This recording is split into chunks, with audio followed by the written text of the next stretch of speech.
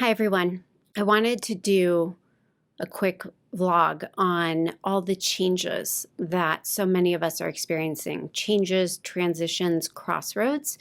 So many are taking place for me, for my clients. I'm sure for many of you who are tuned into this, and that's probably why you're being drawn to it, and for the world as a whole.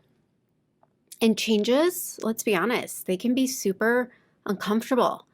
They bring up a lot in this earthly experience, feelings of fear, anxiety, uncertainty, insecurity, vulnerability, to name a few. And as a self-preservation Enneagram 9, that is a living hell.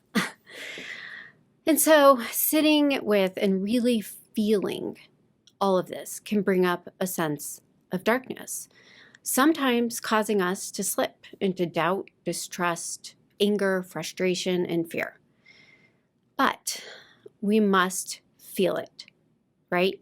We must feel it to reveal it in order to heal it at its roots.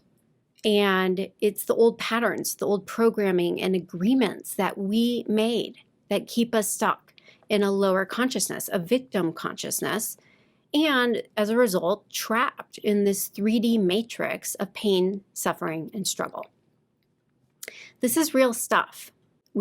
We are all going through it. No one is immune to it.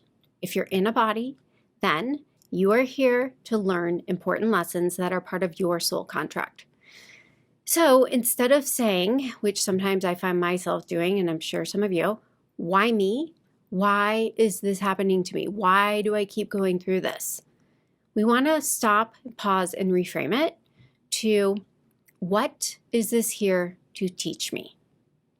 What is this here to teach me? And what do I need to learn in order to heal and grow past this, pattern?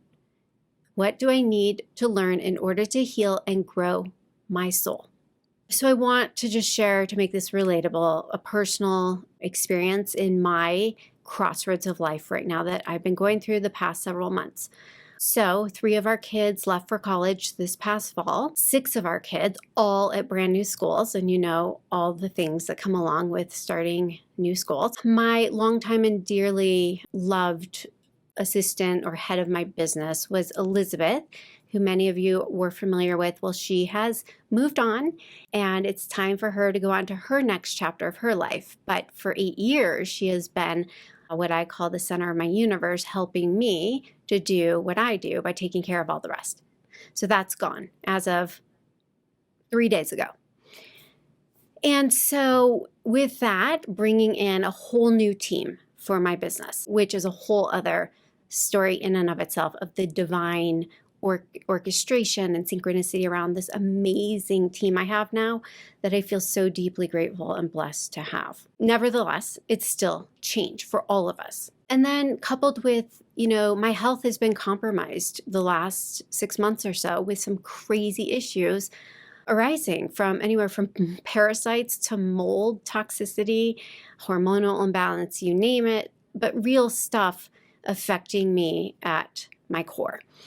And so it's forcing me to practice what I preach about the importance of self-care. There's more, but I'll spare you more details. I just wanted to give you an idea of what has inspired this message. And so I sat down today to film this. And before I did, I checked my email real quick. And in my inbox, one of the first emails was a quote by Carolyn Mice, who's one of my favorite teachers. She's a medical intuitive and she offers a lot of wisdom. And her quote was, "We are destined to travel through the dark, but we always arrive at the light, always." And so this morning in my prayer meditation before I came into the office, my guides reminded me to cling to the light. Easier said than done at times when you are in the depths of upheaval, of change, of transition, and oftentimes with that darkness. But every moment of every day, we have a choice, right? And that choice is to align with our shadow and fear, or to align with light and love. It's as simple as intentionally making that choice to focus on the light. And then be the light, embodying that frequency of divine light, that divine spark that is inherent within us. It's our birthright, right? That is that divine spark, which we call our soul. And then to amplify it outwards as a beacon of light for all of those around you. And so after my morning prayer meditation, I did a quick journaling, which I often do. And I started journaling my new moon intentions. So on a planetary level, right now, we are right around a new moon and Mercury retrograde, which can cause us to step back, to be forced to reflect, regroup, rethink, redo. And new moons are all about planting seeds, new beginnings. But with that, sometimes it's bringing up a lot of stuff that needs to be released, the uncomfortable stuff we're talking about.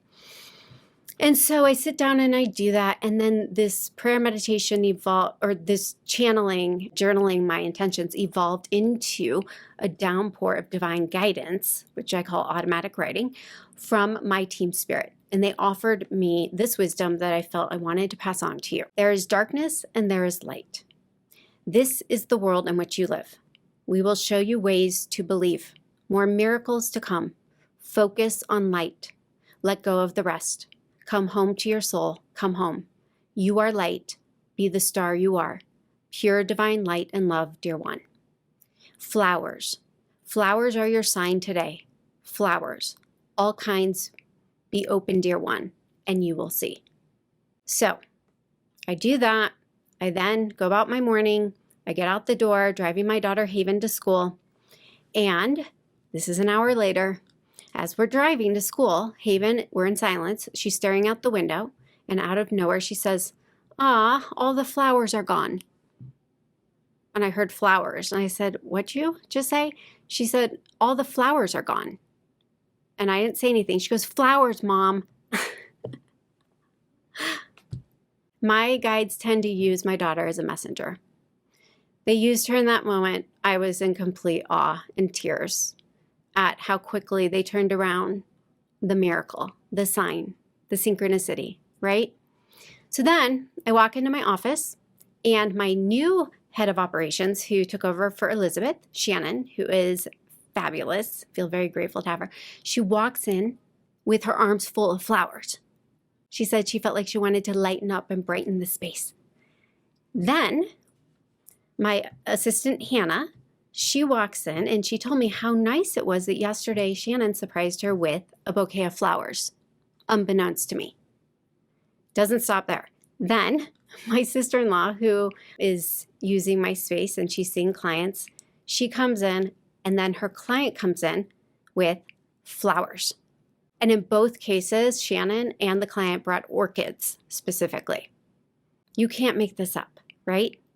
And so it just doesn't stop. Miracles, grace, light, all because I chose to let go of my fixation and focus on the dark or the fear or the anxiety, whatever you want to call it. And I chose to cling to the light, the divine light that is within us. It is with all around us. It's available to us anytime we need it. It's a choice. So let this serve as a reminder to pause and pray, to go within, find your divine spark of light each day, and thank God and your guides. Thank your team and spirit for a day of heaven on earth, a day full of magic and miracles, grace, ease, joy, love, and light. As always, I am wishing you brightest blessings, all love and all light.